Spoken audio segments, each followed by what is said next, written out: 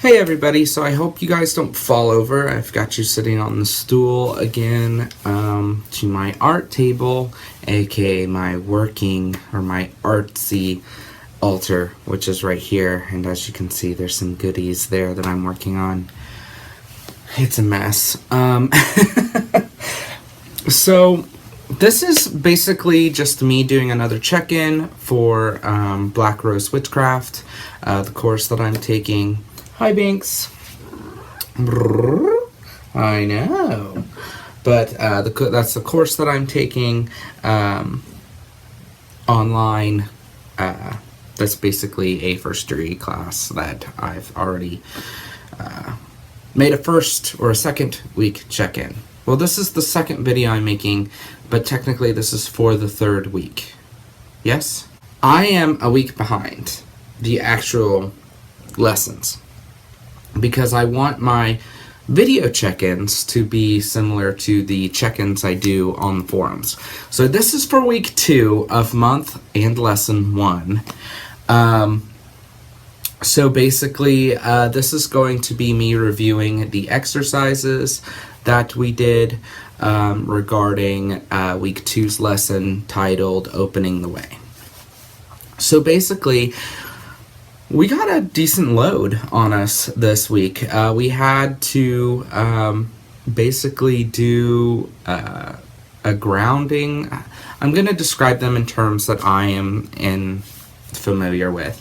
It was basically we practiced the fourfold breathing technique, which is a technique that I use in meditation all the time. It's actually the only technique that I've used that has produced results.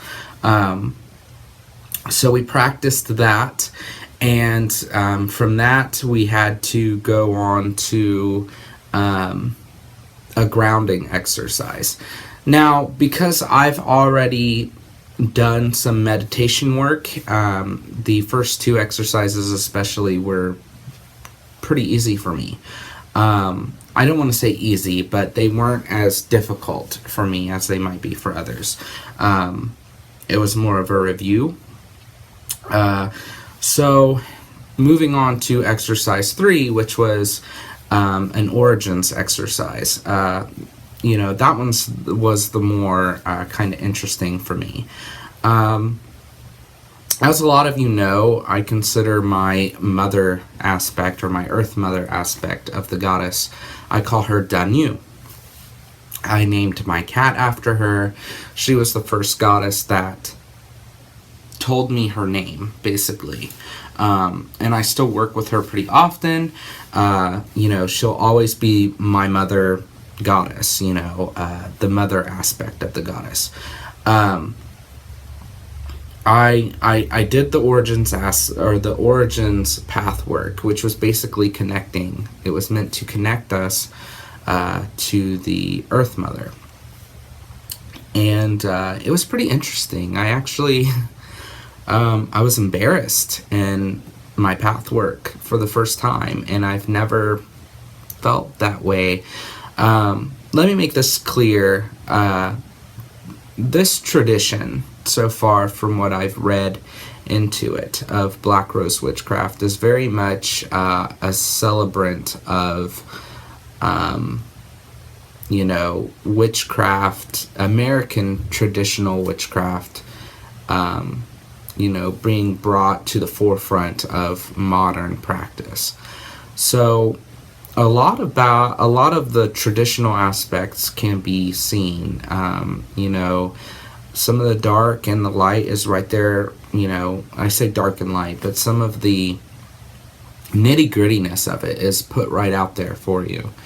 And they do tell you before you get into the course that there are some exercises that you're going to feel strongly about.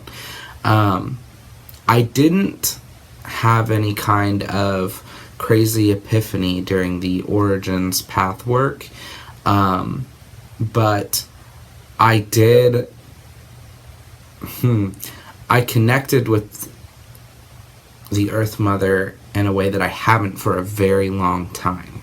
I actually felt like I was back in grade school, and like I hadn't done my homework one day and was empty-handed, and it was a teacher kind of scolding me. The best way I can describe it is she was talking to me in my path. It's very weird. Okay, so what happens in this meditation basically is you start with the grounding I started with the breathing, and I worked in the grounding aspect. I went ahead and worked from the first exercise, and worked my way up. So basically, after I grounded myself, I centered myself, I grounded myself, and basically I was really nervous for the Origins path work, and path work meaning meditation, because I've never done a path work involving, or a meditation involving speaking before, chanting.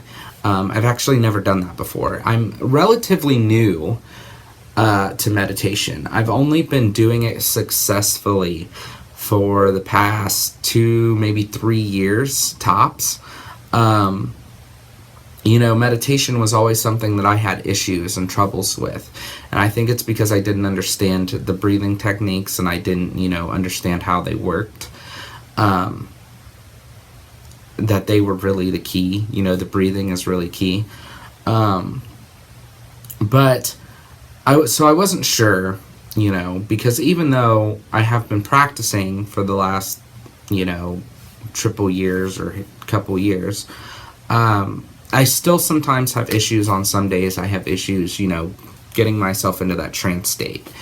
I mentioned on my weekly review, or my check-in, if you will, that I found the first 2 exercises. The one thing I did find difficult about the first 2 exercises is that they're a little different. And I wanted to do, them how the Black Rose tutors described them. I didn't want to do them the way I was used to necessarily, because I wanted to steep myself in the basically the same visuals as everybody else. Even though I don't think if I would have done things the way that I'm used to, it would have made much of a difference. But I wanted to really kind of go by book with those exercises to that extent. But the way the recordings were, which is just Storm's voice, I wasn't really getting anywhere. That is one thing I have to say, is I am very audible. With my, and honestly, I think this is largely due to my totem, or my spirit animal, however you want to say, that my spirit guide is a barn owl. I'm very audible. I see things a little bit more clearly through people. I am clear.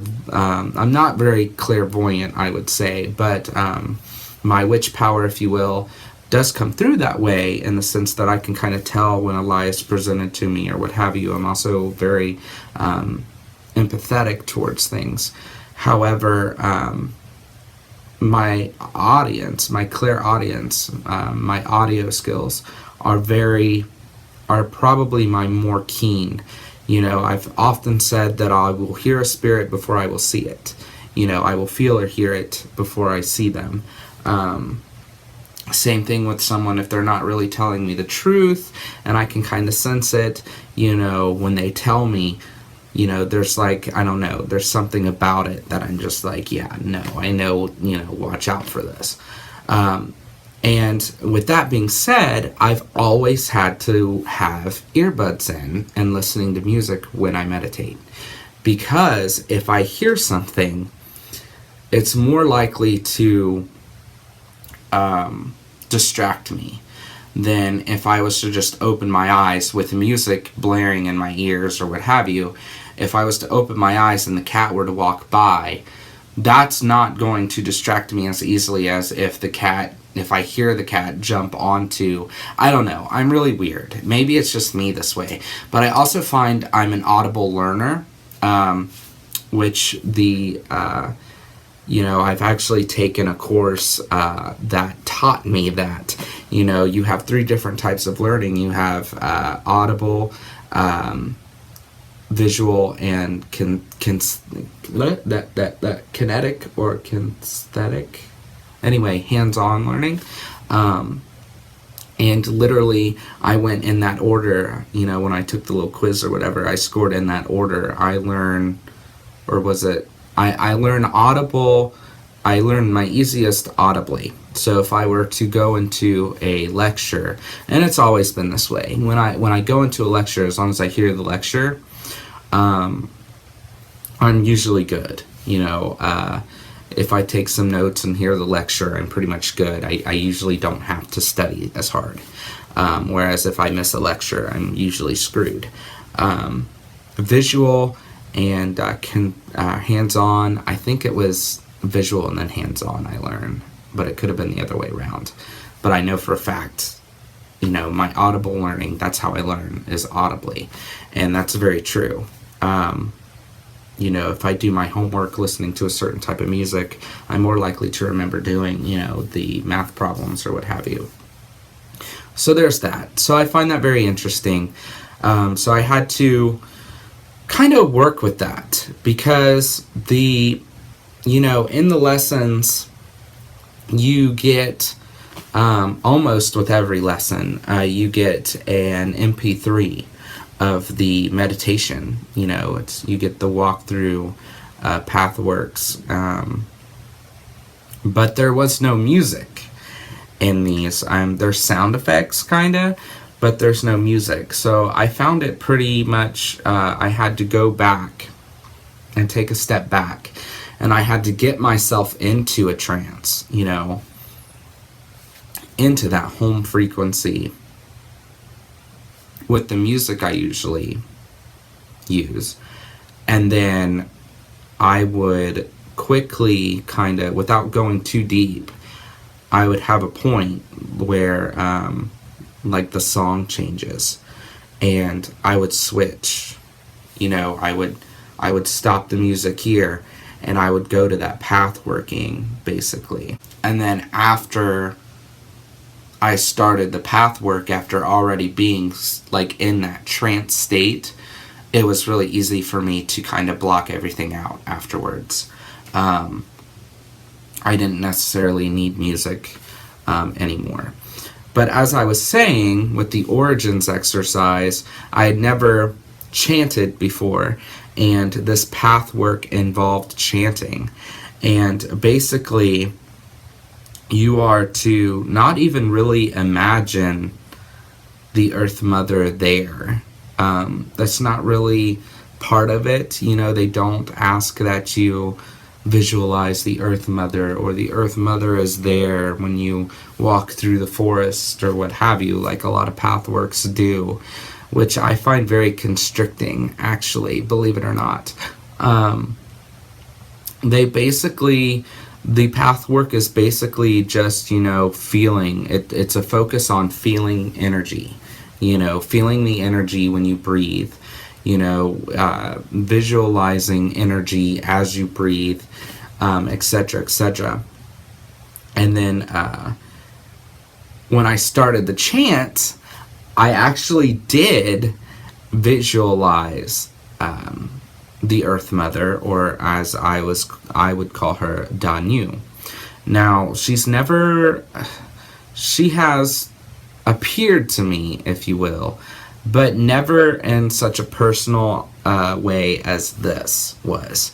The chant is to be repeated 3 or 4 times or 5 times, however many times in the exercise, and it's as you go in the chant, you get slower. First off, let me say I found myself saying the chant, repeating the chant naturally. There was no break in the trance or in the path work or in my concentration at all through me speaking. And as I spoke and chanted, I found myself go deeper into myself or into the path work than I expected. So chanting actually had the opposite effect than what I thought it would. And as I chanted, I felt the Earth Mother's presence behind me, which, I was leaning against the couch at the time, and I knew that, but if you've meditated before, you often go to different places. You're not necessarily physically there. But she was behind me, and maybe the second line in of the chant, I felt her. I saw her in my mind's eye, but I never turned around to look at her. I didn't think that. I didn't think that that was necessary, but in my mind's eye, interesting enough, there is a drawing that I did of basically the inspiration that I took from was Bridget, the goddess Brigitte, in my Book of Shadows, and it's specifically in the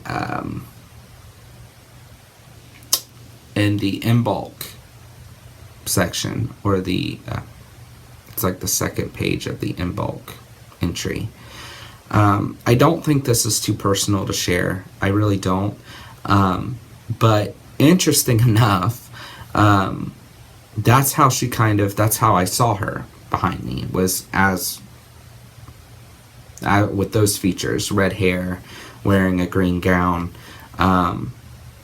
actually very much like my drawing. In other words, I pictured my drawing. It's really weird to say that. She appeared to me as art, basically, is what I'm trying to say. She appeared to me as my work of art that I've made in the past. Something that I drew when I was connected to her, a while back. So I find that very interesting. But she, as I chanted, about the second line in, she placed her hands on my forehead from behind me. Like she just placed her hands on my head with her fingers kind of on my forehead. And I felt her fingers. And what's interesting enough, she basically told me without speaking to me, which is also very interesting. When I say I felt like I was in grade school again, without my homework and feeling almost, embarrassed and ashamed, she basically told me, I felt her tell me, and that's what's interesting too. I know she was telling me this, but it was a feeling, it wasn't a sound, That's the best way I can describe it when my goddess or my god speak to me. It's a feeling, it's not a sound, it's a feeling. It's not a physical thing. It's an emotional thing. It's a spiritual thing. Hi. You come back for more pets? Yeah. But I don't know where Danu is, you guys. But with the first week's video was Danu, and now it's Binks. But I'm on the floor this time. I knew better. But anyway, it's a feeling. It's not a sound. But she basically told me, you've lost your connection. And I find that very interesting. Lately, even though I've been gung-ho into my craft, and trying my best to connect with nature, I've recognized that I haven't been as connected. And especially with my gifts, or as I've been discussing how my witch power presents itself, my clairaudience, clairvoyance, what have you, I haven't felt as sensitive as what I have in the past. And I have been, without openly expressing it, I can speak English, y'all. I haven't been as connected. So This was very interesting for me. And I just felt like, oh my gosh, like that's the best way I can describe it, is embarrassed. I was like, oh my gosh, I'm so ashamed of myself.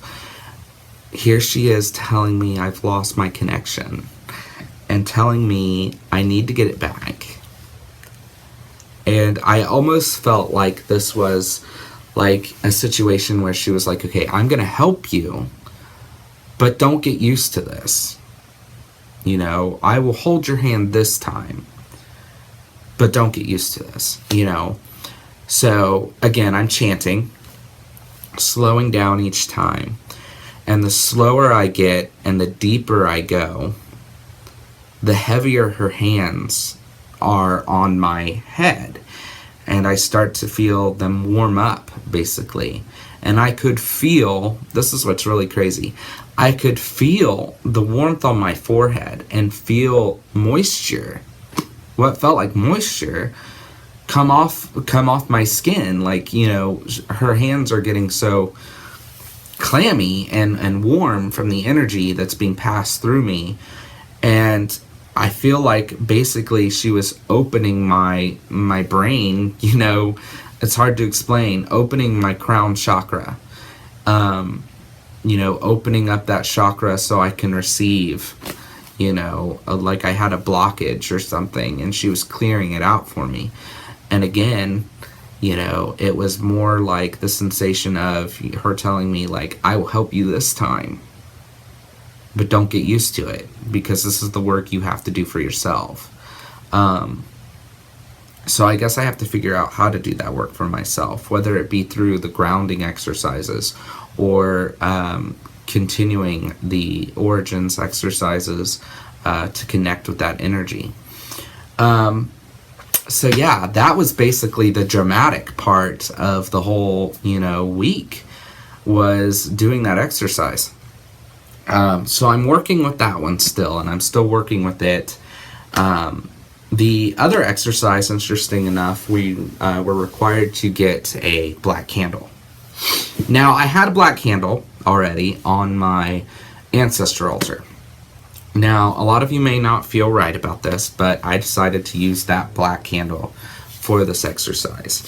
And basically, this black candle is, you know, to put it in terms that a lot of us understand already, is basically our working, is my new working candle. Is the candle I'm supposed to use as my working candle when I do, you know, the rest of the exercises and rituals in this course.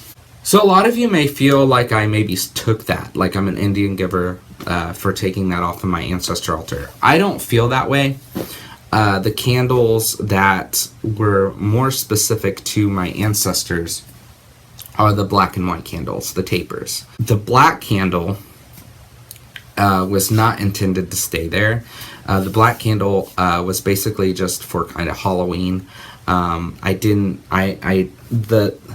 I'd like the ancestor altar to remain there. You know, I'd like the white candles at least to remain there. And my incense to remain there, and of course the pictures to remain there. The black cloth and the, you know, the aspects that I dedicated to the Morrigan, or the Morrigu, if you will, Bave, you know, the black crows and the crow feathers and, you know, all that, that's not, you know, the stones even, those will not stay there year round. Those are simply dedicated to the goddess that told me to do that work. You know, that's kind of like, okay, thank you for telling me to do this, you know, this is in your name as well as in theirs, you know, all that jazz. That stuff, however, will not stay there. That stuff will be moved probably to its own altar if I can work out some space in the house somewhere. So yeah. So I have used this black candle, and I replaced it. I did feel it would be wrong to take that candle and not put another one in its place, simply for the balance and the energy with the altar itself. So I did replace it, but the candle's white, and I honestly feel like it works a hell of a lot better white than the black one, because now you can clearly see it makes its own presence there, whereas the black candle, I bought it specifically because it jumped out at me, and I love the energy in the candle. And I knew I was probably going to use it for something else later on down the road, and that's why I didn't specifically ritually dedicate it to the altar. I just sat it on the altar. I didn't present it to my ancestors like I later on did with the tapers and the incense. You know, this felt right to remove the black candle for something that it would be more appropriate for, and put the white candle down. I haven't dedicated the white candle to the altar itself either. Again, it's basically a decoration. It just kind of makes the energy flow a little better. Maybe I will dedicate it later, depending on what else, how we change it after Samhain. But we will see. So, a lot of you know I had, well, maybe you knew, but my working candle was a purple pillar that I actually found jumped out at me at a Dollar General store. Was it a Dollar General? It was either a Dollar General or a Goodwill or something. But I was using that. And actually here lately, it's interesting enough, but here lately, I've been thinking, okay, I've got to find a new working candle anyway, because this one's almost gone. There's like, the pillar that was yay big, it was a good sized pillar, is now like yay tall. So I have been, telling myself I should get a new pillar. So it's interesting enough that this exercise requires us to basically make or dedicate a candle to magic working. So my purple candle is going to be specifically my magical or my art working candle. So I am still going to honor that candle. However, this black candle that I actually have here in front of me is going to be my magical working candle from now on. The purple candle kind of served as both for the longest time. So this is kind of a little different. But I did take the purple candle off of the old broken candle holder or candlestick, if you will, that it was on. And I placed the black candle on there. And I added an old pentacle I had. And I think it works just fine. And I think it's beautiful. The black candles now, it feels really majestic to me. So I'm actually in love with the way it looks and presents itself. And I've actually had it. This is my altar, y'all, by the way. Isn't it crowded as fuck? I know, right? But I actually had it right here. And that's just going to be kind of where it is for now. I need to find something, by the way, to put on the wall here. Just to fill out the space. I don't know what it will be. I might just hang my conical hat, which I'm working on for Samhain. I'm making a new conical hat for myself. But anyway, this is my altar. It's all did for fall and Samhain. Isn't it pretty? My bell fell over. It's a feather I found the other day. Feather I found at the mound.